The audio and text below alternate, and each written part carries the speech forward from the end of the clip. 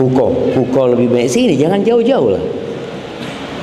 Ya, mendekat jamaah. Kecuali yang tua yang butuh sandaran, tidak apa-apa bersandar. Nah, ada spesial buat mereka itu jamaah. Tapi kalau kajian jangan jauh-jauh lah. Alhamdulillah,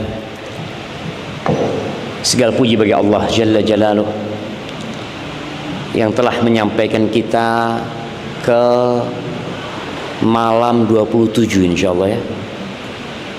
Malam yang sangat diharapkan, di situ Lailatul Qadar. Tapi yang jelas Lailatul Qadar itu misteri. Rasulullah SAW berburu Lailatul Qadar itu 10 malam. Bukan di malam-malam tertentu, tapi full beliau menghidupkan malamnya untuk beribadah kepada Allah Azza wa Jal. Dan alhamdulillah kita akan sampai ke malam 27. Semoga Allah memberikan kekuatan kepada kita untuk dapat menghidupkannya dengan beribadah kepada Allah Jalla Jalaluh. Allahumma salli wa sallim ala abdika wa rasulika sayyidina wa maulana Muhammad wa ala alihi wa ashabi ajma'in, amma ba'd. Sebelum kita mulai, ana ingin kebersamaan kita itu benar-benar secara fisik dan hati. Ana mau tanya, yang pakai baju putih, nah, siapa nama antum? Sultan. Kenal sama yang di kanannya Sultan? Belum, ya kan? Ya, sebelum dimulai semua kenalan dulu sama yang di kanan sama yang di kirinya jamaah. Supaya jangan terasa bersama tapi sendiri-sendiri di sini jamaah. Loh, antum kenal nggak sama yang kanannya?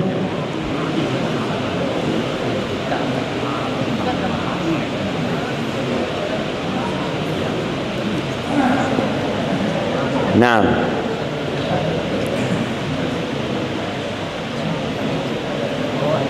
mak-mak di belakang ya, tolong kenalan dengan yang di kanan sama di kirinya. Nah,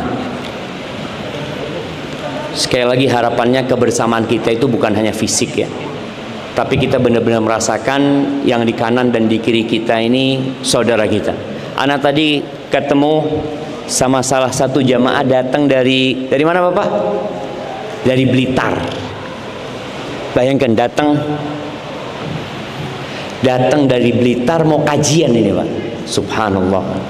Antum kalau nggak kenal kan nggak tahu kan. Antum pikir paling jauh, padahal ada yang lebih jauh dari antum. Nah, yang baru nyampe tolong kenalan sama yang di kanannya. Kalau datang kajian itu jangan sama gerombolannya tok ya, sak koncoan gitu. Jadi nanti buko sak koncoan, nanti pulang sak koncoan. Jadi pulang dari kajian nggak nambah saudara. Padahal seharusnya rumah Allah ini menjadi momentum kita untuk nambah saudara yang sama-sama menuju kepada Allah Azza wa Jalla. Ahibati fillah, Ramadan ini momentum yang sangat spesial buat keluarga. Karena biasanya kalau Ramadan itu kita lebih merasakan kebersamaan. Kecuali yang mahasiswa yang tidak pulang. Mahasiswa yang tidak pulang ini bersama konco-konconya, tetap ya nggak berubah gitu ya. Tapi biasanya ada kebersamaan yang sangat mahal sekali yang tidak dirasakan kecuali Ramadan. Kebersamaan itu ketika sahur. Sepertinya tidak terjadi sepanjang tahun. Ada bapak sama ibu sama anaknya sebelum subuh bangun makan bareng. Pernah itu terjadi di lain Ramadan? Mungkin buat orang yang suka puasa sunnah, tapi sepertinya jarang ya. Kalau sama anak-anak itu jarang. Ahibati fillah, Ramadan hadir dan dia akan pergi. Dia hadir membawa ribuan barokah ya. Bahkan mungkin jutaan berkah dari Allah Azza wa Jalla. Kita masih punya kesempatan ya. 3 malam mungkin. Bagaimana memperbaiki kondisi keluarga kita. Yang seharusnya di bulan Ramadan ini kalau bicara pelajaran ya, untuk keluarga banyak sekali. Pelajaran yang terpenting diantaranya, kita diajarin untuk mengekang nafsu kita. Ternyata nafsu itu bisa diatur gitu loh. Ternyata nafsu itu bisa dikontrol. Ternyata nafsu itu bisa diajak untuk kebaikan. Allah mengatakan innan nafsa la'ammaratum bisu. Sesungguhnya nafsu itu benar-benar memerintahkan kepada keburukan. Tapi ternyata di ayat lain Allah mengatakan ya ayyatuhan nafsul mutmainnah. Wahai nafsu yang sudah tenang. Setelah perjuangan panjang, nafsu manusia itu bisa nurut sama kita. Para ulama mencontohkan itu dengan burung elang. Kita tahu burung elang. Burung elang itu nggak mau dekat sama manusia. Terbang pun tinggi. Bikin sarang pun di tempat yang tinggi sekali. Sulit dia untuk mendekat dengan manusia. Tapi pernah nggak antum lihat burung elang di tangannya manusia? Di tangan burung elang itu. Disuruh terbang, terbang. Disuruh balik, balik dia ke tangannya. Nafsu manusia seperti itu. Memang dia liar. Nafsu itu liar. Tapi ketika ditempa, ketimpa dididik dengan perjuangan yang penuh kesabaran, tahu-tahu nafsu itu seperti burung elang, antum bisa atur. Dan di bulan Ramadan terbukti antum bisa ngatur nafsu antum. Makan dan minum itu kebutuhan. Bagaimana kita bisa membuat anak kita nggak makan nggak minum?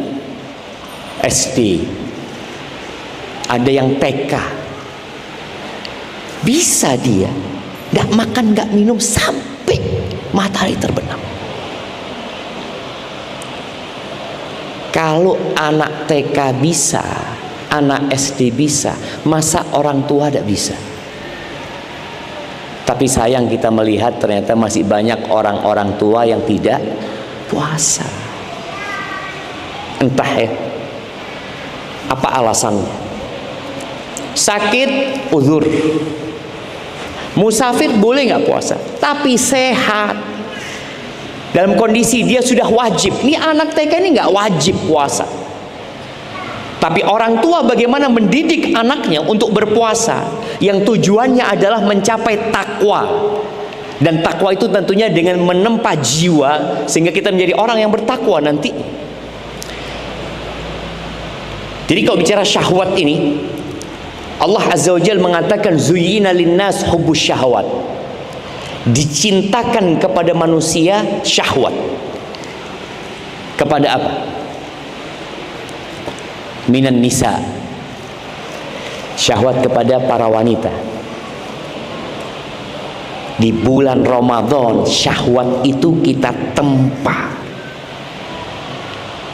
Bagaimana suami istri di bulan Ramadan itu dia bisa tidak berhubungan karena dia tahu nggak halal istriku. Dari sejak fajar terbit sampai matahari tenggelam nggak halal istrinya untuk dihubungi. Padahal istrinya ini yang dia menikah dengan akad sah, disaksikan oleh mungkin puluhan orang, dia punya buku nikah, tapi di siang hari bulan Ramadan enggak. Dan mampu engkau, mampu ternyata. Maka syahwat ini anugerah dan ujian. Anugerah dari Allah. Bagaimana syahwat kok anugerah? Ya kalau nggak ada syahwat manusia kepada wanita, wanita tidak ada syahwat kepada laki-laki, sudah selesai. Nabi Adam dan Hawa tidak akan punya anak. Tidak ono wis menungso. Syahwat kepada anak itu syahwat. Orang punya anak, kepingin dia berdoa mohon sama Allah. Kalau ternyata syahwat kepada anak ini tidak ada, yang ada orang menikah tapi bukan untuk punya anak. Makanya sekarang muncul istilah apa? Child free. Nggak punya anak. Dia menentang syahwatnya. Padahal syahwat dia ada ketika dia melihat seorang ibu gendong anak. Ada di diri seorang wanita ini ingin punya anak. Jadi ternyata syahwat itu kita didik di bulan Ramadan ini dan kita mampu. Maka bagaimana apabila di rumah tangga masih terjadi perselingkuhan? Suami masih berzina, istri berzina, puasa engkau. Maka Ramadan ini hadir benar-benar mendidik kita untuk mengontrol syahwat kita. Buat anak-anak kita. Kalau tadi buat orang tua, buat anak-anak kita. Kita ini orang tua sering bermasalah dengan keinginan anak. Banyak anak-anak yang kecil atau sudah mulai remaja, sudah mulai dewasa, orang tua berpikir kalau keinginannya tidak dipenuhi akan membuat kegaduhan itu anak.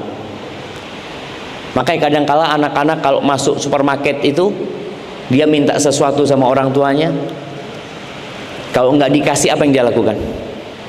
Menangis, melungker ya, meluser di mana? Wah, orang tua malu, ya Allah. Tunggu. Apa kata anaknya? Jazakallah khair, Pak. Dia bilang makasih, dia udah tahu nih. Orang tua berpikir nafsu anaknya ini nggak bisa dikendalikan. Bisa dikendalikan. Buktinya anak itu kita didik sekarang di bulan Ramadan. Dia ngomong, ayah aduh aus, kata dia jam 12. Terus belum waktunya. Nanti datang waktunya, kata dia. Bentar yuk, masuk kamar yuk. Ini istirahat tidur. Diajak tidur, dialihkan syahwatnya. Dan ternyata syahwat itu bisa ditunda. Dan berhasil orang tua menunda. Maka tidak semua keinginan anak itu dipenuhi. Anak itu perlu dilatih untuk memilih syahwatnya. Nafsu dia, oh nanti insya Allah. Dia ngomong kepingin beli mobil-mobilan. Apa yang dilakukan orang tua? Dia sampaikan kepada anaknya, oke, bapak belikan mobil-mobilan. Tapi apa prestasi yang engkau lakukan sehingga bapak ini belikan engkau mobil-mobilan? Ditantang tuh anak. Jadi tidak semua yang dia inginkan dikasih. Terus terang anak itu sedih. Anak-anak itu sering dikasih sama orang. Kasih mobil-mobilan, kasih mainan ini, itu macam-macam. Akhirnya anak ngomong sama istri anak, sampaikan kepada yang ngasih, nggak usah ngasih lagi. Kenapa? Bapaknya akan ngasih anak-anaknya ketika anaknya berhasil dengan sesuatu yang dia kerjakan. Anak-anak itu perlu dididik gitu loh. Lakukan sesuatu, dikasih. Itu namanya pendidikan, bukan orang tuanya bakhil. Tapi ada anak yang mendapatkan segala sesuatu tanpa perjuangan. Dia tumbuh besar jadi generasi yang sekarang disebut apa? Generasi strawberry. Dia nggak melakukan apa-apa, dapat semuanya sudah. Maka para orang tua di bulan Ramadan ini ternyata engkau bisa melakukan itu kepada anak-anakmu, dan ke depan bagaimana terus itu dijalankan. Tapi yang terakhir, siapa yang masih suka marah di rumahnya di bulan Ramadan? Atau siapa yang di bulan Ramadan ini berubah? Yang awalnya temperamental ya, suka emosi, di bulan Ramadan jadi enggak ya, marahnya jarang lah sama istri. Nah, jemaah, anak mau dengar pengalaman antum? Iya, berikan kepada beliau.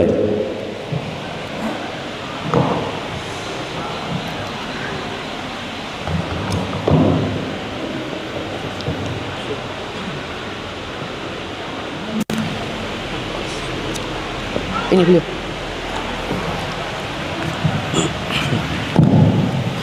Assalamualaikum warahmatullahi wabarakatuh. Waalaikumsalam warahmatullahi wabarakatuh.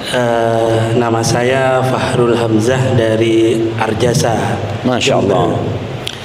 Jadi udah berapa lama menikah Mas Fahrul ini?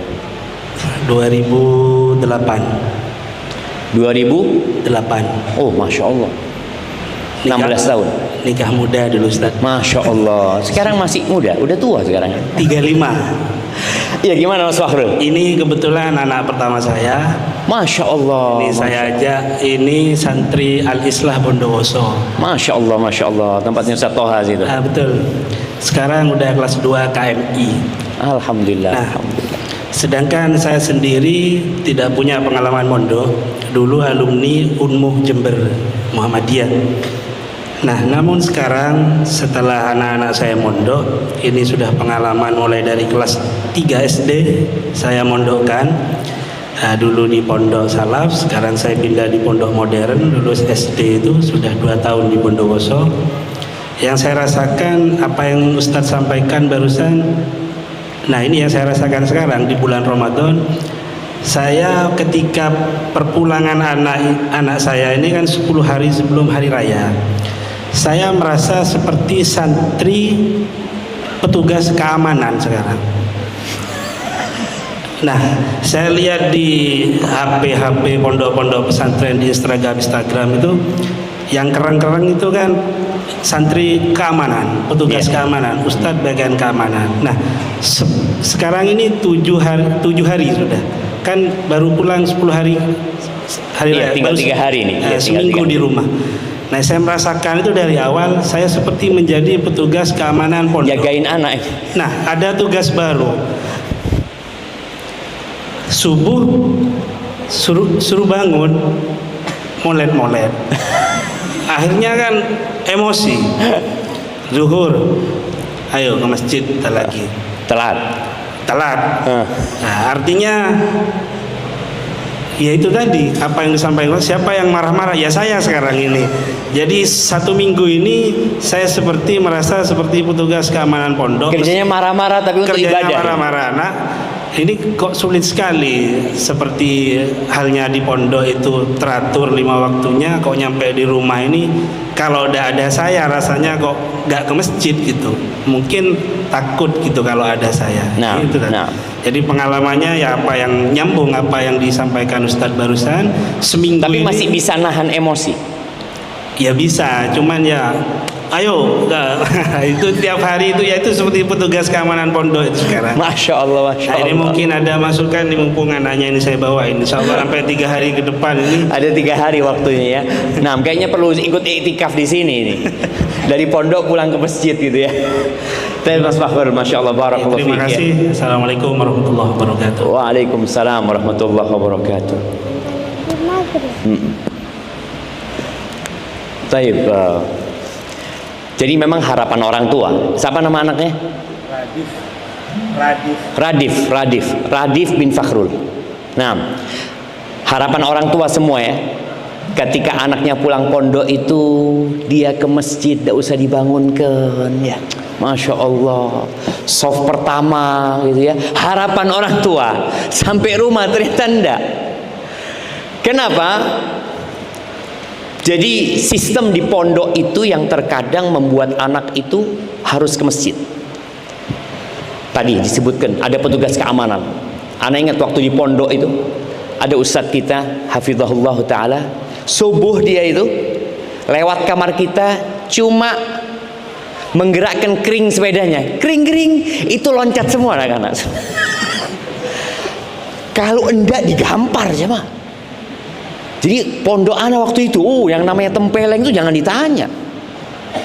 Jadi kering loncat semua dari kasur mereka karena takut, bukan karena kesadaran. Nah, di sini menjadi menjadi kerja orang tua, bagaimana dia perlu menjalin hubungan dengan ma'had.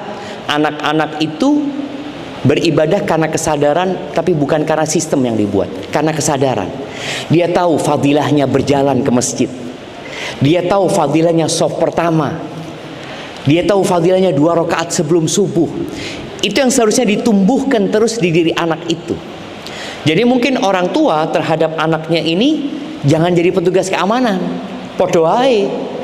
Bagaimana dia orang tua ini mengkorek di diri anak apa yang dia pelajari di pondok. Nah, apa nak? Tanyakan kita itu kok harus ke masjid sih? Dapat apa kita ke masjid? Itu yang perlu ditumbuhkan. Sehingga ketika dia tahu di masjid dapat 27, di rumah dapat 1, dia rugi kalau sholat di rumah. Setiap orang kalau berbicara bisnis, ya rugi lah. Umpamanya dia buka warung depan rumahnya, takjil lah, buka takjil depan rumahnya, ya laku 100, tapi ke jalan raya laku 2.700, kemana dia? Berangkang dia ke jalan raya. Itu yang perlu ditumbuhkan diri anak. Jadi jangan jadi petugas keamanan lagi orang tua, tapi duduk sama anak, bukan pas waktunya tidur diajak ngomong, ya enggak. Malam sebelum tidur diajak ngobrol, ya, bicara tentang fadilah sholat berjamaah di masjid, ya. Terus ditumbuhkan seperti itu. Kemudian orang tua membantu anaknya supaya bisa bangun di pagi hari, di subuh itu, dengan malamnya disuruh tidur lebih awal. Anak di rumah, anak-anak, anak lihat jam 9 handphonenya sini semua, anak ngomong sudah tidur. Anak punya anak Yusufin, di sini ada. Dia mintanya, Baba, anak mau main sampai jam 10 malam. Kalau sudah sampai jam 10 bangunin untuk sholat tahajudnya, tidak bangun-bangun karena dia capek memang. Maka di sini orang tua juga perlu mengontrol anaknya, memberikan arahan. Sudah, kalau engkau kepingin bangun subuh, nggak dibangunin, ya. Subhanallah jamaah, manusia itu punya sinyal, ya. Dia sudah cukup tidurnya. Umpamanya kalau orang tidur jam 8, nggak mungkin jam 5 bangun dia. Kalau jam 8 mungkin jam 2 dia sudah towuk gitu, ya. Ya Allah, towuk, mau tidur lagi nggak bisa. Rajif tidur jam berapa malam? Kalau 12 itu. Itu kan berarti kan ada yang salah sebenarnya, sehingga orang tua bangunkan anaknya. Orang tua yang sudah dewasa kadang-kala waktu tidurnya nggak perlu banyak-banyak, tapi anak-anak masih butuh waktu yang lebih panjang kadang-kala. Mungkin dengan cara seperti itu, dan nggak perlu tadi jadi petugas keamanan yang akhirnya emosi, marah-marah, ya. Dan emak-emak juga kadang-kala, emak-emak ini bicara emosi, bangunkan anaknya untuk sholat asar. Orang tua ada yang tahu anaknya ini sulit bangunnya, ada yang cepat bangunnya. Kita tahu semua sama anak kita. Ada anak yang cuma diginikan, bangun dia. Ada yang butuh waktu panjang untuk sahur, kadang-kala sampai dibawa berdiri, duduk di kursi, medem, ya. Ayo, ada yang kayak gitu, ada yang kita tahu. Maka orang tua harus menyediakan waktu, space waktu, ya. Oh, ini azan jam 3 umpamanya. Anak ini harus dibangunin mulai jam 2.50. Karena proses 10 menit itu waktu untuk membangunkan. Tapi kalau kita bangunkan pas azan, yang ada marah-marah. Bu Mari ini telat nanti ini sudah. Maka kita yang perlu tahu dengan kondisi anak kita sambil didoakannya. Maka kalau kita lihat urusan sholat khususnya jamaahnya, Allah mengatakan wa'mur ahlaka bis-sholati wastabir 'alaiha. Suruh keluargamu mendirikan sholat, suruh anak-anakmu sholat, suruh istrimu sholat. Wastabir, bukan wasbir. Ada bahasa Arab wasbir, ada wastabir. Wastabir ini sabar ekstra. Dan sabarlah engkau ketika nyuruh anak-anakmu sholat, karena ini akan jadi pahala buat orang tuanya nanti. Nanti ketika orang tua sudah dewasa, udah tua, dia terus dapat pahala. Ini aku yang ngajari anakku sholatin. Jadi mungkin perlu kesabaran lebih dan baca doanya Nabi Ibrahim. Apa doanya Nabi Ibrahim untuk sholat? Rabbi ja'alni muqimas shalah. Nabi Ibrahim doa begini, Rabbi ja'alni muqimas shalah. Ya Allah, jadikan aku orang yang mendirikan sholat. Nabi minta, padahal beliau yang ngajak orang sholat. Tapi beliau minta sama Allah, Rabbi ja'alni muqimas shalah wa min dzurriyyati, dan dari anak-anak keturunanku, ya Allah, jadikan anak-anakku semua orang yang mendirikan sholat. Nah, maka di bulan Ramadan ini menjadi momentum penting buat orang tua tadi untuk mendidik anaknya. Selama ini dititipkan ke pondok, yang didik siapa? Pondok. Pikirnya langsung jadi gitu kan, mulai langsung jadi. Ternyata enggak. Kita perlu juga berjuang gitu loh. Barakallahu fikum. Taib. Kemudian ada pendidikan disiplin, ya. Pendidikan disiplin yang kita rasakan di bulan Ramadan ini. Disiplin apa? Disiplin makan dan tidak makan. Kita urusan makan disiplin, azan tidak makan. Dan waktunya makan disiplin juga. Bolehkah kita makan sebelum terbenamnya matahari 30 detik? Boleh enggak? 30 detik cuma. Kita sudah puasa seharian ya. Dilihat, ya Allah ini kayaknya azan jam 5.30. Ana mau berbuka jam 5.29.30 detik. Boleh nggak? Ustaz, cuma beda 30 detik Ustaz. Bisa ditawar? Tak bisa, jawab. Tak bisa. Ini nunggu pukul jemaah. Barakallahu fikum. Baik, kalau ada pertanyaan tafadhol. Naam. Oh. Terkait ini Ustaz. Lebaran kan identik dengan mudik Ustaz. Nah, lebih utama mana Ustaz? Mudik kepada orang tua atau kepada mertua Ustaz? Karena kadang juga istri kan bingung Ustaz. Kita harus berkunjung ke mertua karena istri yang minta, terus kita juga harus berkunjung ke orang tua karena orang tua yang minta, kita jadi bingung Ustaz. Itu gimana yang lebih utama Ustaz? Mertua antum berapa? Oh, baru satu ya. Nah, iya jemaah. Ini pertanyaan seharusnya tidak ditanyakan sekarang jemaah. Kita ini belum lebaran sudah tanya urusan lebaran. Kita masih puasaan ini. Tapi memang menjadi fenomena yang menyedihkan ya. Di akhir-akhir Ramadan orang sibuk memikirkan lebaran. Dia tidak memikirkan bahwasanya lebaran itu selesai Ramadan nanti pasti datang. Sedangkan Ramadan ini harus full. Allah mengatakan walitukmilul iddata, agar kalian menyempurnakan bilangan Ramadan itu. Ada orang yang puasa 20 hari, 10 hari terakhir sudah mulai malas, mulai loyo, ibadahnya mulai berkurang, padahal seharusnya dia semangat. Kenapa? Karena mikirkan mudik. Insya Allah nanti mudik ke tempat orang tua apa mertua ya, sudah mulai belanja oleh-oleh ini dan itu. Tapi karena sudah ditanyakan ke orang tua apa ke mertua, ini pertanyaan kepada bapak-bapak, ke orang tua apa ke mertua? Orang tua. Tapi mama anak tanyain, ke orang tua apa mertua? Mama. Ke orang tua apa mertua? Nggak ada yang jawab. Pasrah kayaknya dia cuma.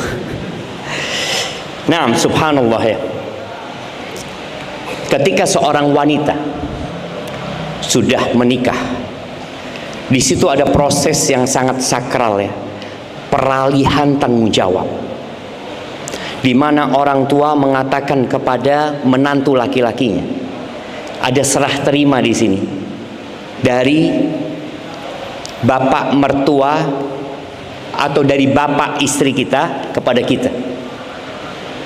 Dia bersyahadat, dia memanggil nama kita, lalu dia mengatakan, ya fulan, zawwajtuka wa ankahtuka makhtubataka binti, aku nikahkan engkau, aku kawinkan engkau dengan pinanganmu ini, putriku fulana, dengan mahar sekian, dibayar tunai. Antum katakan qabiltu.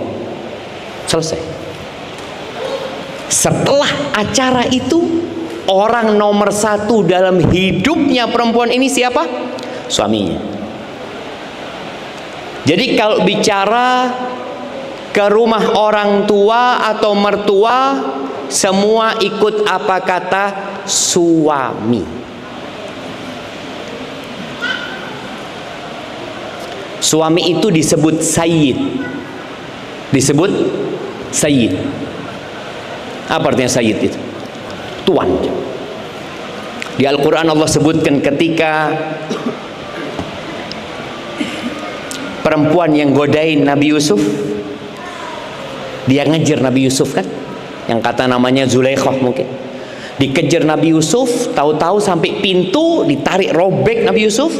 Ternyata di depan pintu yang keluar siapa? Fa'alfaya sayyidaha ladal bab.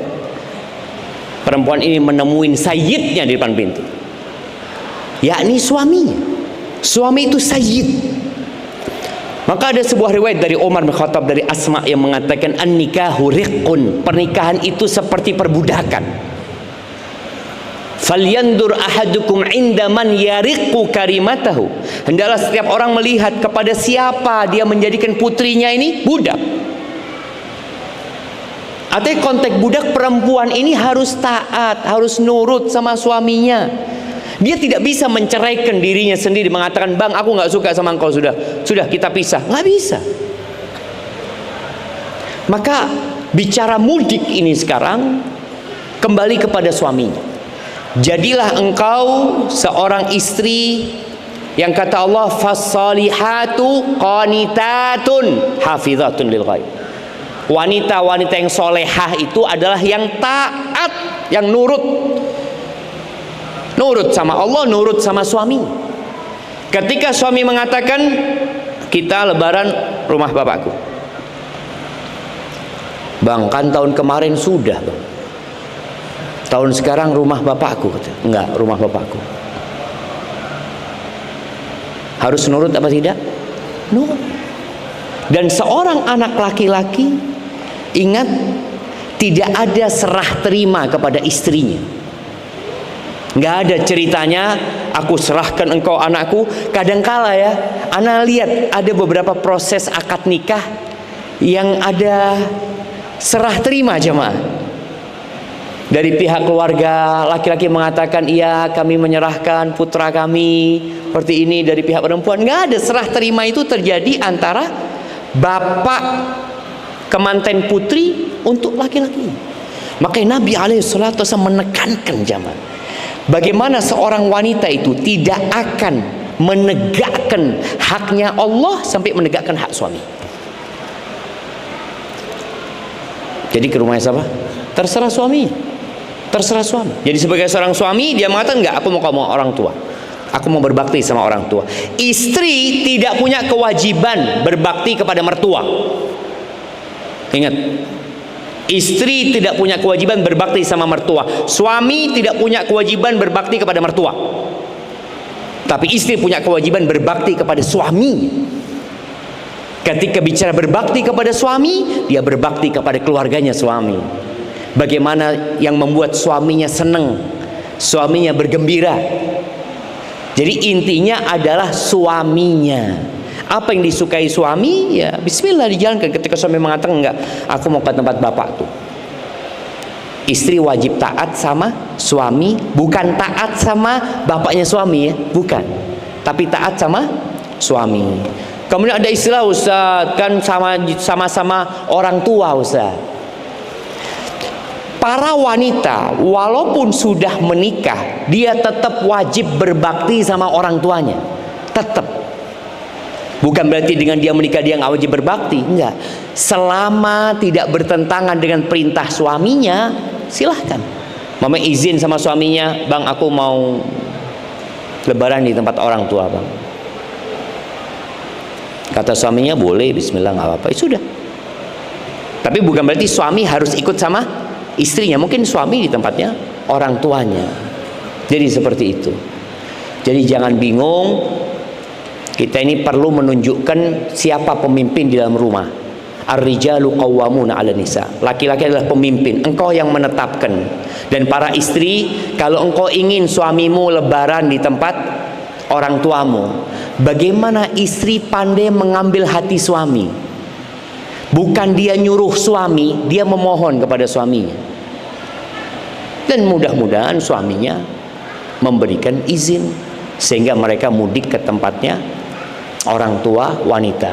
Dan tidak dikatakan durhaka seorang wanita yang ternyata selalu lebarannya di rumah suaminya, tidak dikatakan durhaka.